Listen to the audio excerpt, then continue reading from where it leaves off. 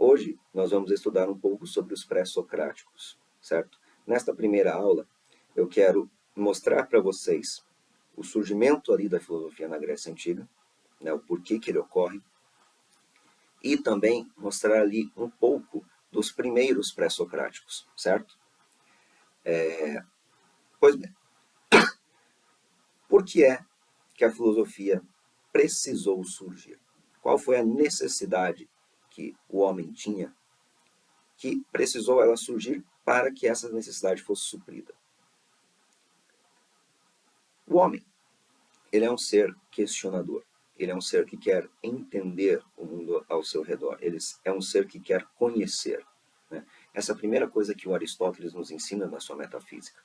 Todo homem tende, por natureza, a buscar o conhecimento, certo? Nós queremos saber. Mas o nosso conhecimento, né, lá na Grécia Antiga, ele começa como?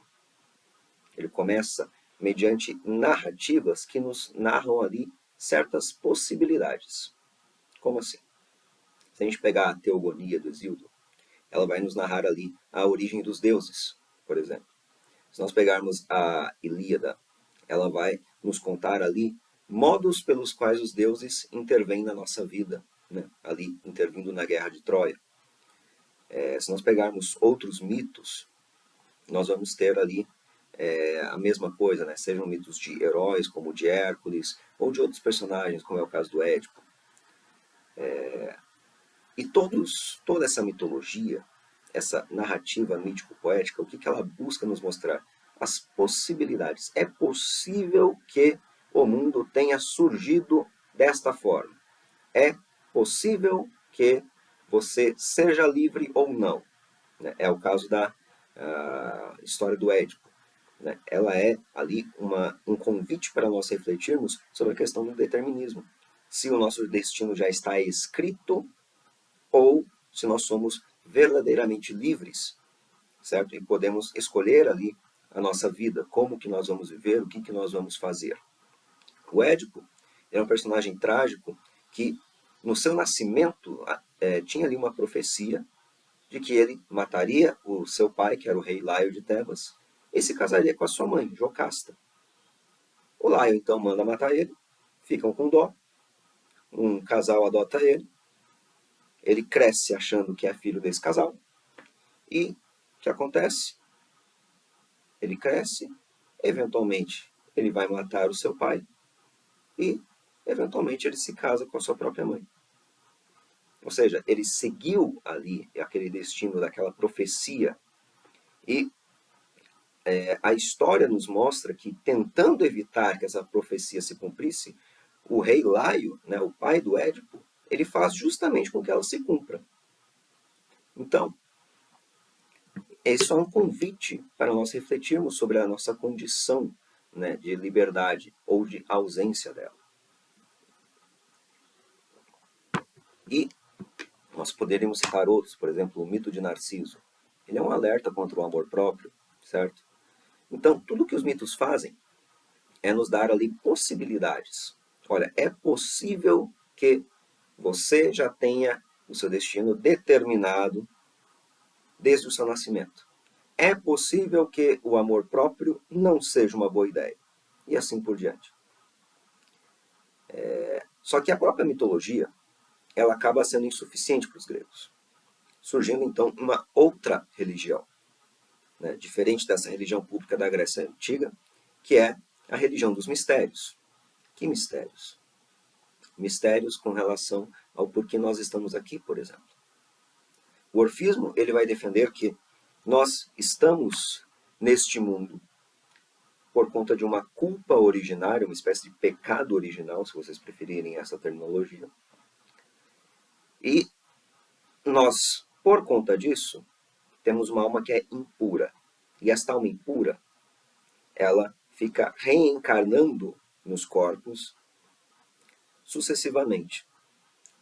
Então, nós não conseguimos nos libertar desse ciclo de reencarnações, certo? Isso é chamado de doutrina da metempsicose. Pois bem, então, Surgindo essa religião dos mistérios, onde o homem tenta encontrar ali explicações de cunho religioso, de cunho mítico, poético, para questões que a mitologia pública não respondia,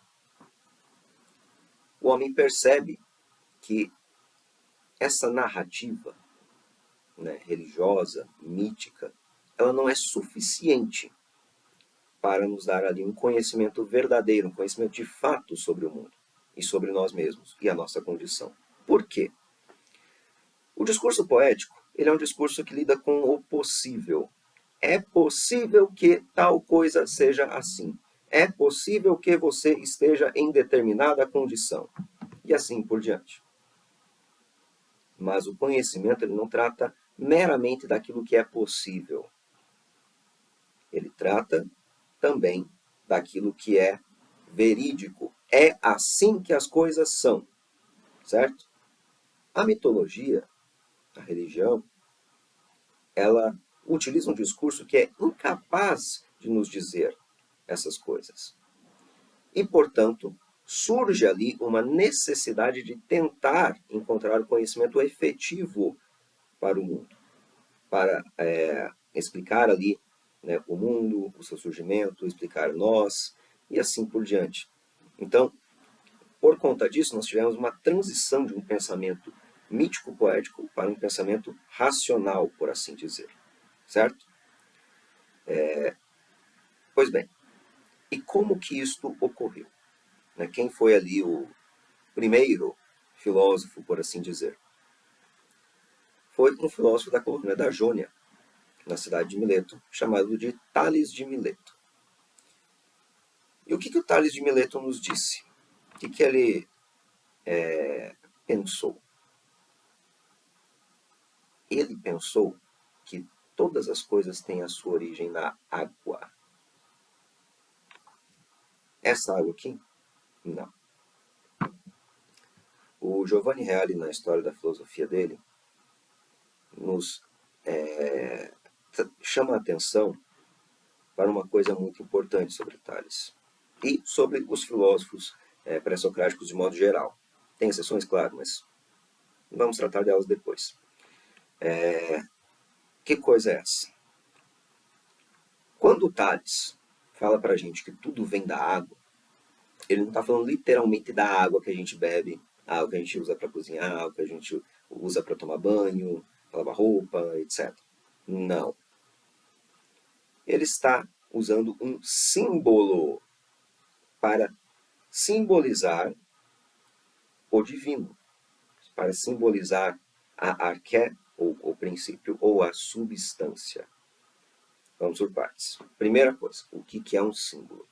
O símbolo, nós poderíamos dizer aqui de modo muito resumido, ele é algo que aponta para outra coisa.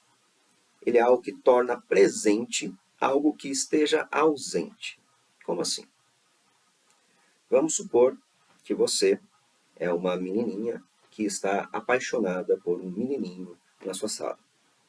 E você chama a atenção dele e faz para ele o gesto do coraçãozinho. Pois bem, através desse gesto, você está expressando o que você sente por ele. Mas o seu sentimento está no gesto? Não. O sentimento, aliás, o gesto aponta para o seu sentimento, mas ele não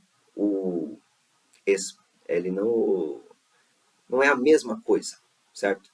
Ele não se identifica com o seu sentimento. Da mesma forma é a água do Tales. Ela é algo que aponta para o divino e não que é o divino. Aqui nós temos que diferenciar justamente o que os pré-socráticos estão fazendo, que se chama naturalismo, pelo menos nesse primeiro momento, de materialismo. Materialismo seria eu atribuir propriedades divinas, aqui neste caso, à matéria. Seria literalmente dizer que as coisas surgem disso aqui, da água, certo? Isso é o que vai acontecer nos pré-socráticos? Sim. A gente tem lá o Leucípio Demócrito, por exemplo, dizendo que tudo tem a sua origem nos átomos. Átomo entendido aqui não no sentido que a gente entende hoje, mas sim como unidade mínima de matéria, certo? Mas a gente vai falar dos atomistas depois. Vamos pegar, né, o Tales aqui. Pois bem, para o que é que ele está apontando? Para o chamado princípio, primeiro princípio de tudo, que é essa tal de arqué, que também se identifica com substância. O que é esta coisa? O Giovanni Reale nos ensina que é três coisas ao mesmo tempo: a origem de todas as coisas, o término de todas as coisas, para onde tudo vai após a sua corrupção, ou se vocês preferirem, após a sua morte, e também o sustentáculo da existência, aquilo que torna possível a existência de tudo, certo? Então, esse princípio é três coisas, ok? E por que Tales usa a água para simbolizá-lo? Ele faz o seguinte raciocínio: se existe um primeiro princípio que tenha criado todas as coisas, este primeiro princípio tem de obrigatoriamente ser vivo, ser a própria vida. Como assim? Tem como você dar uma coisa que você não tem? Não, não dá. Não dá para fazer isso. Eu não tenho como pegar, por exemplo, 1 milhão e dar para cada aluno. Eu não tenho 1 milhão para dar para cada aluno, certo? Então, eu só posso dar aquilo que eu tenho. Pois bem, o princípio, para dar vida, ele precisa ter vida, certo? E ele precisa ter esta vida no seu máximo grau. Ele precisa ser, digamos que, maximamente vivo, ok? Então, enquanto nós, por exemplo, temos ali uma existência curta, nós nascemos e nós morremos, o princípio não. O princípio ele é eterno, certo? Então ele tem a vida em seu máximo grau, ok? Pois bem, e o Tales percebe o seguinte: tudo o que é vivo é úmido, enquanto que o ressecamento indica a morte. Assim sendo, se há um primeiro princípio, este primeiro princípio tem que ter aquilo que nós chamamos de umidade no seu máximo grau. Ele tem que ser a coisa mais úmida que existe, por assim dizer. Qual é a coisa mais úmida que nós conhecemos? A água. Razão pela qual o Tales usa a água para apontar para o divino, certo?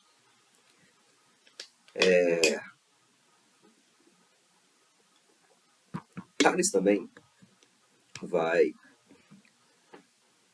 nos propor uma outra doutrina chamada de panpsiquismo, a doutrina de que tudo tem alma. Alma em que sentido? Não é no sentido religioso que a gente entende hoje. Tá? Alma vem, neste caso, do grego animos, que significa princípio de movimento. E o Tales teria feito um experimento uma vez, onde ele pega uma pedra e um ímã, e percebe que um puxa o outro. Então, existe nestas duas coisas um princípio de movimento, certo? Um de causar movimento e o outro de poder receber movimento. Então, estas coisas têm ânimos, elas têm alma, ok? Então, tudo tem alma na visão de Tales, certo? Pois bem, depois de Tales, surge um outro pré-socrático, discípulo dele, também na cidade de Mileto, que é o Anaximandro. O Anaximandro, ele vai propor algo bem diferente. Ele não vai pegar um elemento natural, como muitos pré-socráticos vão fazer, não é só o Tales, para tentar simbolizar o divino. Ele vai dizer que o primeiro princípio de todas as coisas é o que ele chama de apeiron. O que significa isso? Apeiron é aquilo que é privado de limites, tanto internos quanto externos. É o ilimitado. Como assim? Olha só. Quando eu digo que uma coisa está privada de limites externos, eu quero dizer privado de limites espaciais, por exemplo. Ele é infinito externamente. Quando eu falo privado de limites internos, o que eu quero dizer com isso?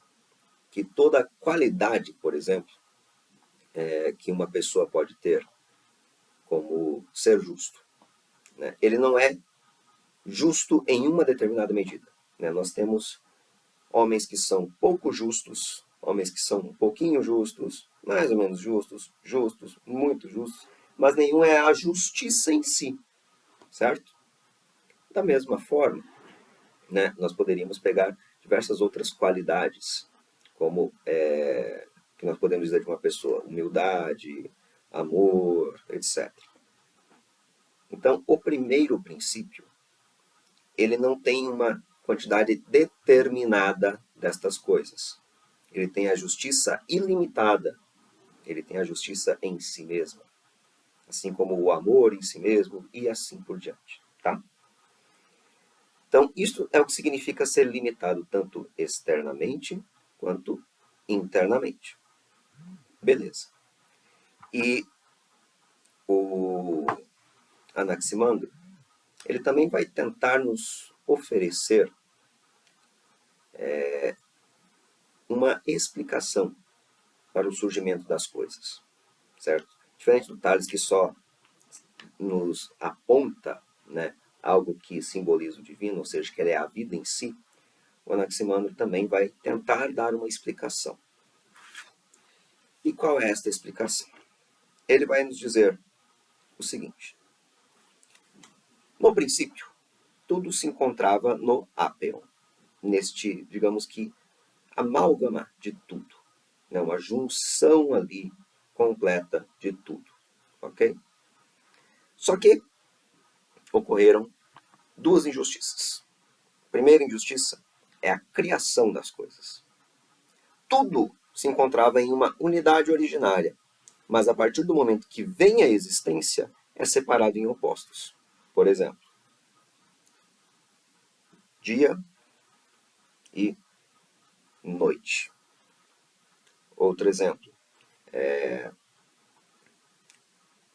saciedade e fome.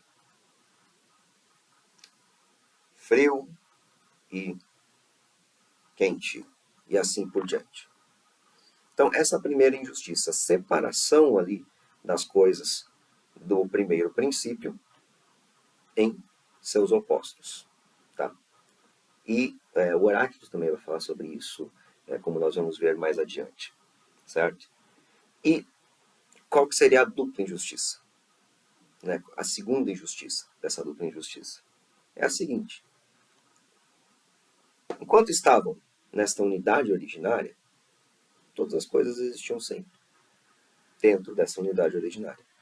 A partir do momento que ela cria as coisas e coloca elas para fora, como opostos, nós temos uma limitação temporal. O dia dura para sempre? Não. A noite dura para sempre? Também não. Mesma coisa a todos os outros opostos que a gente puder pensar. Assim sendo,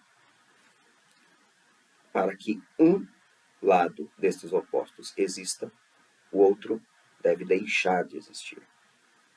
E eles vão se revezando na existência, por assim dizer, tendo, como o Anaximandro fala, o tempo como juiz. Certo? Então, aqui nasce uma briga, por assim dizer, entre os opostos, da qual o Heráclito também vai nos falar bastante. Certo? Pois bem, depois do Anaximandro, surge o Anaxímenes, discípulo do Anaximandro também. E o que o Anaxímenes vai nos contar? O Anaxímenes vai nos dizer o seguinte: olha, tudo vem do ar. Novamente temos um elemento da natureza. O que é que ele quer dizer com ar?